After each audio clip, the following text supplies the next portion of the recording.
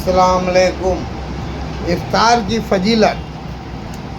کی فضیلت ارشاد فرمانے کے بعد فرمایا ہے کہ اس مہینے کا اول حصہ رحمت ہے، یعنی حق تعالیٰ ثانہ کا انعام متوجہ ہوتا ہے، اور یہ رحمت عامہ یعنی عام رحمت سب مسلمانوں کے لیے ہوتی ہے۔ اس کے بعد جو لوگ اس کا شکر ادا کرتے ہیں ان کے لیے اس رحمت میں اضافہ ہوتا ہے۔ لا ان شکرتم لا زیدنکم، اور اس کے درمیانی حصے سے مغفرت شروع ہو جاتی ہے، اس لیے کہ روزوں کا کچھ حصہ گزر چکا ہے۔ اس کا معاوضہ اور اکرام مغفرت کے ساتھ شروع ہو جاتا ہے، اور آخری حصہ تو بالکل آگ سے خلاصی ہے ہی۔ اور بھی بہت سی روایت میں ختم رمضان پر آگ سے خلاصی کی بشرطیں وارد ہوئی ہیں۔ رمضان کے 3 حصے کیے گئے، جیسا کہ مضمون بالا سے معلوم ہوا ہے۔ بندہ ناچیز کے خیال میں 3 حصے رحمت اور مغفرت اور آگ سے خلاصی کے درمیان میں فرق یہ ہے کہ آدمی 3 طرح کے ہیں۔ ایک وہ لوگ جن کے اوپر گناہوں کا بوجھ نہیں، ان کے لیے شروع ہی سے رحمت اور انعام کی بارش ہو جاتی ہے۔ دوسرے وہ لوگ جو معمولی گناہگار ہیں، ان کے لیے کچھ حصہ روزہ رکھنے کے بعد ان روزوں کو برکت اور بدلے میں مغفرت اور گناہوں کا معافی ہوتی ہے۔ تیسرے وہ لوگ جو زیادہ گناہگار ہیں، ان کے لیے زیادہ حصہ روزہ رکھنے کے بعد آگ سے خلاصی ہوتی ہے، اور جن لوگوں کے لیے ابتدا ہی سے رحمت تھی اور ان کے گناہ بخشوائے تھے، ان کا تو پوچھنا ہی کیا۔ ان کے لیے رحمتوں کی کس قدر انبار ہوں گے۔ واللہ اعلم و علمہ اتم۔ اس کے بعد حضور صلی اللہ علیہ وسلم نے ایک اور چیز کی طرف رغبت دلائی ہے کہ آقا لوگ اپنے ملازموں پر اس مہینے میں تخفیف رکھیں، اس لیے کہ آخر وہ بھی روزے دار ہیں۔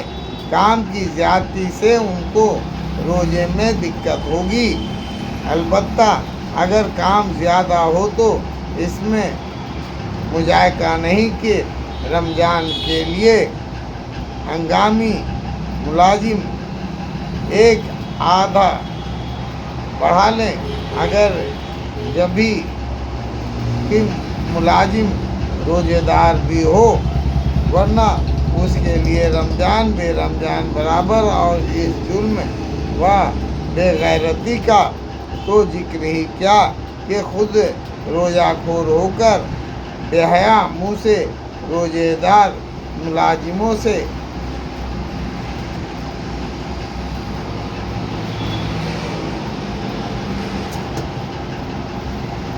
کام لے، اور نماز روزے کی وجہ سے اگر تعمیل میں کچھ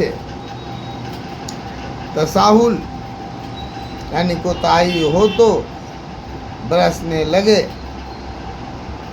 وصیہ للذین ظلموا ایام منقلب ینقلبون، اور عنقریب ظالم لوگوں کو معلوم ہو جائے گا کہ یہ کیسی مصیبت کی جگہ لوٹ کر جائیں گے، مراد جہنم ہے۔ اس کے بعد نبی کریم صلی اللہ علیہ وسلم نے رمضان المبارک میں 4 चीज़ों की तरफ का हुक्म फरमाया। अव्वल कलमा शहादत, हदीस में उसको अफ़ज़लुल ज़िक्र इरशाद फरमाया है। मिशकात में व बरिवायत अबू सईद खुदरी रज़ी अल्लाह ताला से नकल किया है कि हज़रत मूसा अलैहिस्सलाम ने एक मर्तबा अल्लाह जल्ले जलालहू की बारगाह में अर्ज़ किया कि या अल्लाह, तुम मुझे कोई ऐसी दुआ बतला दे कि उसके साथ मैं तुझे याद क्या करूं और दुआ क्या करूं। वहाँ से ला इलाहा इल्लल्लाह यानी नहीं है कोई इबादत के लायक मगर अल्लाह इरशाद हुआ। हज़रत मूसा अलैहिस्सलाम ने अर्ज़ किया कि ये तो कलमा तो तेरे सारे ही बंदे कहते हैं, मैं तो कोई दुआ या जिक्र मखसूस चाहता हूँ। वहाँ से इरशाद हुआ कि मूसा, अगर 7 आसमान और उनके आबाद करने वाले मेरे सिवा यानी मलाइका और 7 ज़मीन एक पलड़े में रख दिया जाए और दूसरे में कलमा तैयबा रख दिया जाए तो वही झुक जाएगा। एक हदीस में वारिद हुआ है कि जो शख्स इखलास से इस कलमे को कहे, आसमान के दरवाजे उसके लिए फ़ौरन खुल जाते हैं और इरशाद अर्श तक पहुँचने में किसी किस्म की रोक नहीं होती, बशर्ते कि कहने वाला कबाइर यानी बड़े गुनाह से बचे। अददुल्लाह इसी तरह जारी है। ज़रूरत अम्मा की चीज़ को कसरत से मरहमत फरमाते हैं। दुनिया में गौर करने से मालूम होता है कि जो चीज़ जिस कदर ज़रूरत की होती है उतनी आम होती है। मसलन पानी है कि आम ज़रूरत की चीज़ है। हक़ ताला शानहू की बेपाया रहमत ने इसको किस कदर आम कर रखा है कि कोई महरूम ना रहे। फिर भी अगर कोई महरूम रहे तो उसकी बदबख्ती है। बिल जुमला बहुत सी अहादीस इसकी फजीलत में वारिद हुई है जिनको इख्तिसारन मुख्तसर करने की वजह से तर्क किया जाता है। दूसरी चीज़ जिसकी कसरत करने का हदीस बाला में इरशाद फरमाया गया वो इस्तिग़फ़ार है। अहादीस में इस्तिग़फ़ार को भी बहुत ही फजीलत वारिद हुई है। एक हदीस में वारिद हुआ है कि जो शख्स इस्तिग़फ़ार की कसरत करता है हक़ ताला शानहू हर तंगी में उसके लिए रास्ता निकाल देते हैं और हर गम से खलासी नसीब फरमाते हैं और इसी तरह रोजी पहुंचाते हैं कि उसको गुमान भी नहीं होता। एक हदीस में आया है कि आदमी गुनाहगार तो होता ही है, बेहतरीन गुनाहगार वो है जो तौबा करता रहे। एक हदीस में करीब आने वाली है कि जब आदमी गुनाह करता है तो एक काला नुक्ता उसके दिल पर लग जाता है। अगर तौबा करता है तो वो धुल जाता है वरना बाकी रहता है। इसके बाद हुजूर सल्लल्लाहु अलैहि वसल्लम ने 2 चीज़ के मांगने का अम्र फरमाया है जिनके बगैर चारा ही नहीं, जन्नत का हुसूल और दोज़ख से अमन। अल्लाह अपने फजल से मुझे भी मरहमत फरमाए। اور تمہیں بھی۔ آمین۔ حضور حضرت ابو ہریرہ رضی اللہ تعالیٰ نے حضور اقدس صلی اللہ علیہ وسلم سے نقل کیا ہے کہ میری امت کو رمضان شریف کے بارے میں 5 چیزیں مخصوص طور پر دی گئی ہیں جو پہلی امتوں کو نہیں ملی ہیں۔ یہ ہے کہ ان کے منہ کی بدبو اللہ کے نزدیک مشک سے زیادہ پسندیدہ ہے۔ دوسرا یہ کہ ان کے لیے دریا کی مچھلیاں تک دعا کرتی ہیں اور افطار کے وقت تک کرتی رہتی ہیں۔ تیسرا، جنت ہر روز ان کے لیے آراستہ کی جاتی ہے۔ پھر حق تعالیٰ شانہ فرماتے ہیں کہ قریب ہے کہ میرے نیک بندے دنیا کی مشقتیں اپنے اوپر سے پھینک کر تیرے طرف آئیں۔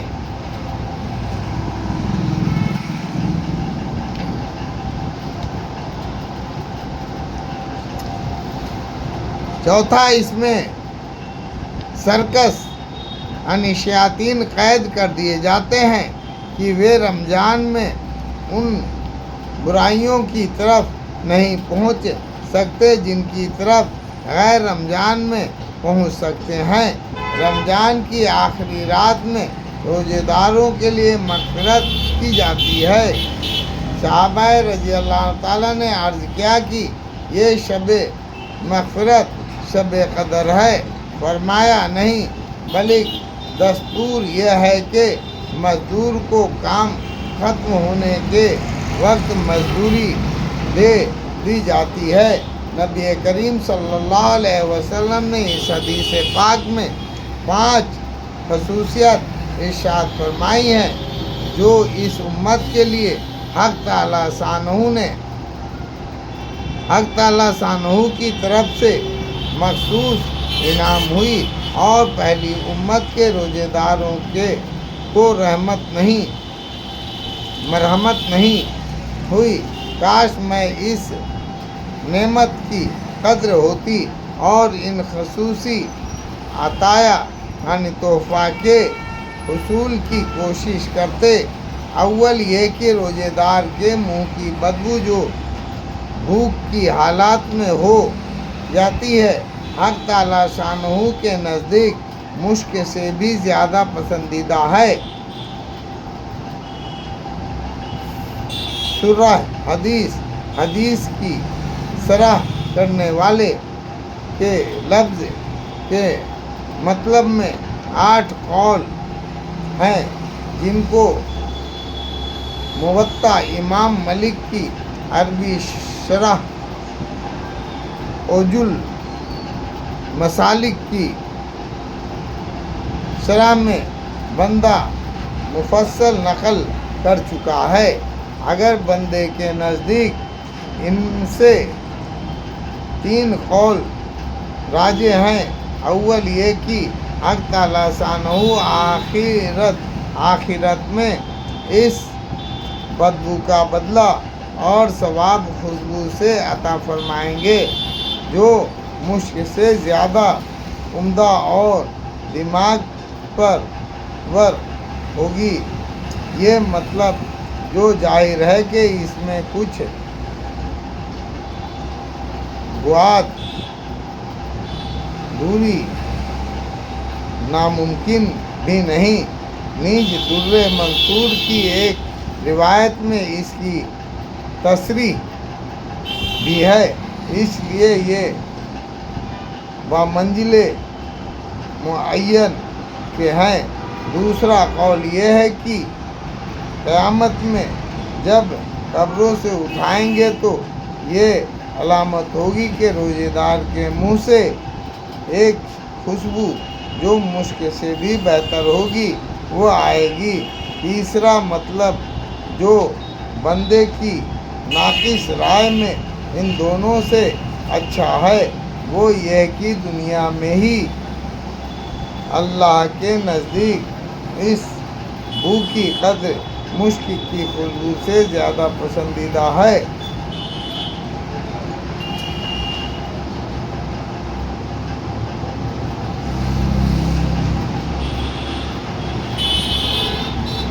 روزے دار کے منہ سے ایک خوشبو جو مشک سے بہتر ہے ہوگی وہ آئے گی۔ تیسرا مطلب جو بندے کے ناقص رائے میں ان دونوں سے اچھا ہے وہ یہ ہے کہ دنیا ہی میں اللہ کے نزدیک اس بو کی قدر مشک خوشبو سے زیادہ پسندیدہ ہے، اور یہ امر باب المحبت سے ہے۔ جس کو کسی سے محبت و تعلق ہوتا ہے اس کی بدبو بھی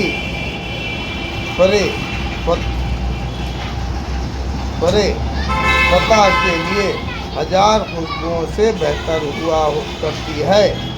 اے حافظ مشکی چکنی مشک ختن را، آج ریس ہوئے احمد بستان عطر عدن را۔ مقصود روزے دار کا کمال تقرب ہے کہ منزل محبوب کے بن جاتا ہے۔ روزہ حق تعالیٰ جل شانہ کی محبوب ترین عبادتوں میں سے اس وجہ سے ارشاد ہے کہ ہر نیک عمل کا بدلہ ملائک فرشتے دیتے ہیں، مگر روزے کا بدلہ میں خود عطا کرتا ہوں، اس لیے کہ وہ خالص میرے لیے ہے۔ بعض مشائخ سے منقول ہے کہ یہ فلج اجا بہی ہے، یعنی یہ کہ اس کے بدلے میں خود اپنے کو دیتا ہوں، اور محبوب کے ملنے سے زیادہ اونچا بدلہ اور کیا ہو سکتا ہے۔ ایک حدیث میں ارشاد ہے کہ ساری عبادتوں کا دروازہ روزہ ہے، یعنی روزے کی وجہ سے قلب منور ہو جاتا ہے، جس کی وجہ سے ہر عبادت کی رغبت پیدا ہوتی ہے۔ مگر جب بھی کہ روزہ بھی روزہ ہو، صرف بھوکا رہنا مراد نہیں، بلکہ آداب کی رعایت رکھ کر، جن کا بیان حدیث نمبر 9 کے ذیل میں مفصل آئے گا۔ اس جگہ ایک ضروری مسئلہ قابل تنبیہ یہ ہے کہ اس منہ کی بدبو والی حدیثوں کی بنا پر بعض ائمہ روزے دار کو شام کے وقت مسواک کرنے کو منع فرماتے ہیں۔ حنفیہ کے نزدیک مسواک ہر وقت مستحب ہے، اس لیے کہ مسواک سے دانتوں کی بو زائل ہوتی ہے، اور حدیث میں جس بو کا ذکر ہے وہ معدے کے خالی ہونے کی ہے، نہ کہ دانتوں کی۔ حنفیہ کے دلائل اپنے موقع پر کتبی فقہ یعنی فقہ کی کتابوں و حدیث میں موجود ہے۔ دوسری خصوصیات مچھلیوں کے استغفار کرنے کی ہے، جس سے مقصود کثرت سے دعا کرنے والوں کا بیان ہے۔ متعدد روایت میں یہ مضمون وارد ہوا ہے۔ بعض روایت میں ہے کہ ملائکہ اس کے لیے استغفار کرتے ہیں۔ میرے چچا جان یعنی مولانا محمود الیاس صاحب کاندھولی رحمۃ اللہ علیہ کا ارشاد ہے کہ مچھلیوں کی خصوصیت وہ ظاہر اس وجہ سے ہے کہ اللہ جل شانہ کا ارشاد ہے، ان الذین آمنوا وعملوا الصالحات سیجعل لهم الرحمن ودا۔ ترجمہ: جو لوگ ایمان لائے اور اچھے اعمال کیے، حق تعالیٰ شانہ ان کے لیے دنیا ہی میں محبوبیت فرما دیں گے۔ اور حدیث پاک میں ارشاد ہے کہ جب حق تعالیٰ ثانہ کسی بندے سے محبت فرماتے ہیں تو جبریل علیہ السلام سے ارشاد فرماتے ہیں کہ مجھے فلاں شخص پسند ہے، تم بھی اسے محبت کرو۔ وہ خود محبت کرنے لگتے ہیں اور آسمان پر آواز دیتے ہیں کہ فلاں بندہ اللہ کا پسندیدہ ہے، تم سب اس سے محبت کرو۔ پس آسمان والے اس سے محبت کرتے ہیں اور پھر اس کے لیے زمین پر قبولیت رکھ دی جاتی ہے۔ اور عام قاعدے کی بات ہے کہ ہر شخص کی محبت اس کے پاس رہنے والوں کی ہوتی ہے، لیکن اس کی محبت اتنی عام ہوتی ہے کہ آس پاس رہنے والوں ہی کو نہیں بلکہ دریا کے رہنے والے جانوروں کو بھی اس کی محبت ہوتی ہے کہ وہ بھی دعا کرتے ہیں۔ اگر گویا برخوشی سے متجاوز ہو کر ایک باہر تری سمندر تک پہنچتا محبوبیت کی انتہا ہے، نیز جنگل کے جانوروں کا دعا کرنا بطریقِ اولیٰ معلوم ہو گیا۔ تیسری خصوصیت جنت کا مزین یعنی سجا ہوا ہونا۔ یہ بھی بہت سی روایت میں وارد ہوا ہے کہ بعض روایت میں آیا ہے کہ سال کے شروع ہی سے رمضان کے لیے جنت کو آراستہ کرنا شروع ہو جاتا ہے۔ اور قاعدے کی بات یہ ہے کہ جس شخص کے آنے کا جس قدر اہتمام ہوتا ہے اتنا ہی پہلے سے اس کی انتظام کیا جاتا ہے۔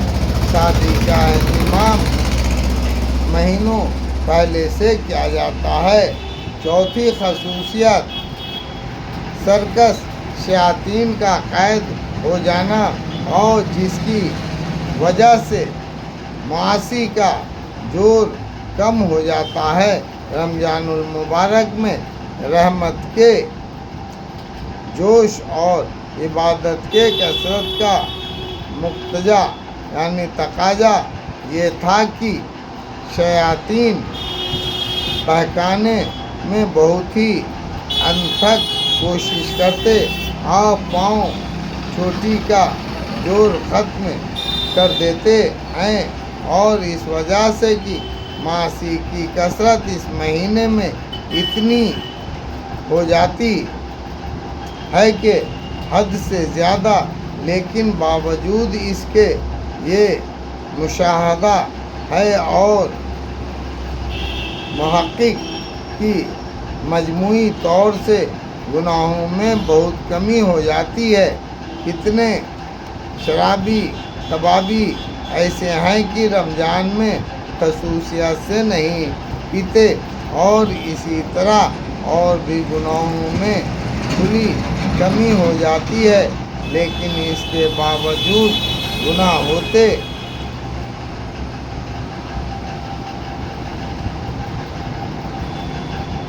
ضرور ہیں، مگر اس کے سرزد ہونے سے اس حدیث پاک میں تو کوئی اشکال یعنی شبہ نہیں، اس لیے کہ اس کا مضمون ہی یہ ہے کہ سرکش شیاطین قید کر دیے جاتے ہیں، اس بنا پر کہ اگر وہ گناہ اور سرکشوں کا اثر ہو تو کچھ خلجان یعنی پریشانی نہیں۔ البتہ دوسری روایت میں سرکش کی قدر بغیر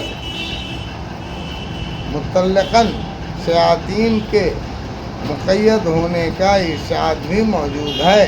بس اگر ان روایات سے بھی سرکش شیاطین کا ہی قید ہونا مراد ہے کی بسا اوقات لفظ مطلق بولا جاتا ہے، مگر دوسری جگہ سے اس کی قیود معلوم ہو جاتی ہے، تب بھی کوئی اشکال نہیں رہا۔ البتہ اگر ان روایات سے سب شیاطین کا محبوس ہونا یعنی قید ہونا مراد ہو، تب بھی ان معاصی کے صادر ہونے سے کچھ خلجان نہ ہونا چاہیے، اس لیے کہ اگرچہ معاصی عموماً شیاطین کے اثر سے ہوتے ہیں، مگر سال بھر تک ان کے تلبس، میل جول اور اختلاط اور زہریلے اثر کے جماؤ کی وجہ سے نفس ان کے ساتھ اس درجہ مانوس اور متاثر ہو جاتا ہے کہ تھوڑی بہت غیبت محسوس نہیں ہوتی، بلکہ وہی خیالات اپنی طبیعت بن جاتی ہے۔ اور یہی وجہ ہے کہ بغیر رمضان کے جن لوگوں سے گناہ زیادہ سرزد ہوتے ہیں، رمضان میں بھی انہی سے زیادہ تر صدور ہو جاتے ہیں، اور آدمی کا نفس چونکہ ساتھ رہتا ہے، اسی لیے اس کا اثر ہے۔ دوسری بات ایک اور بھی ہے، نبی کریم صلی اللہ علیہ وسلم کا ارشاد ہے کہ جب آدمی کوئی گناہ کرتا ہے تو اس کے قلب میں ایک کالا نقطہ لگ جاتا ہے، اگر وہ سچی توبہ کر لیتا ہے تو وہ دھل جاتا ہے، ورنہ لگ جاتا ہے، حتیٰ کہ اس کا قلب بالکل سیاہ ہو جاتا ہے، پھر خیر کی بات اس کے قلب تک نہیں پہنچتی۔ اسی کو حق تعالیٰ سبحانہ نے اپنے کلام پاک میں کلا بلا رانا علی قلوبہم سے ارشاد فرمایا ہے کہ ان کے قلوب جنگ آلودہ ہو گئے، ایسی صورت میں وہ قلوب ان گناہوں کی طرف خود متوجہ ہوتے ہیں۔ یہی وجہ ہے کہ بہت سے لوگ ایک نوع کے گناہ کو بے تکلف کر لیتے ہیں، لیکن اسی جیسا جب کوئی دوسرا گناہ سامنے ہوتا ہے تو قلب کو اس سے انکار ہوتا ہے۔ مثلاً جو لوگ شراب پیتے ہیں، ان کو اگر سور کھانے کو کہا جائے تو ان کی طبیعت کو نفرت ہوتی ہے، حالانکہ معصیت میں دونوں برابر ہیں۔ تو اسی طرح جب کہ غیر رمضان میں وہ ان گناہوں کو کرتے ہیں تو دل ان کے ساتھ رنگے جاتے ہیں، جس کی وجہ سے رمضان المبارک میں بھی ان کے سرزد ہونے کے لیے شیاطین کی ضرورت نہیں رہتی۔ بالجملہ اگر حدیث پاک سے سب شیاطین کا مقید ہو جانا مراد ہے تو تبھی رمضان المبارک میں گناہوں کے سرزد ہونے سے کچھ اشکال نہیں، اور اگر متمرد یعنی سرکش اور خبیث شیاطین کا مقید ہونا مراد ہو تب تو یہی اشکال ہی نہیں، اور بندہ ناچیز کے نزدیک یہی بہتر ہے، اور ہر شخص اس کو غور کر سکتا ہے اور تجربہ کر سکتا ہے کہ رمضان المبارک میں نیکی کرنے کے لیے یا کسی معصیت سے بچنے کے لیے اتنے زور لگانے نہیں پڑتے جتنے کہ غیر رمضان میں پڑتے ہیں۔ تھوڑی سی ہمت اور توجہ کافی ہو جاتی ہے۔ اللہ اکبر۔